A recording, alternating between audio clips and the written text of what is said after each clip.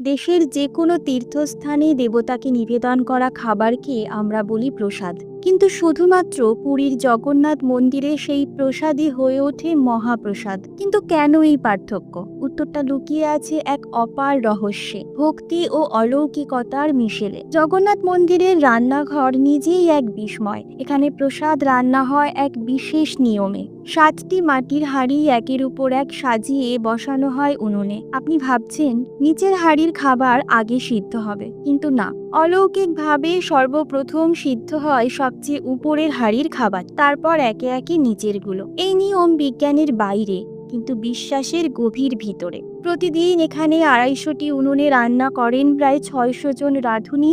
তার সঙ্গে থাকে 400 জন সহযোগী। তারা সারা বছর ভোগ তৈরিতে ব্যস্ত থাকেন। এখানে প্রতিদিন তৈরি হয় 56 প্রকারের ভোগ, কিন্তু সেই ভোগ সরাসরি জগন্নাথ দেবের কাছে যায় না।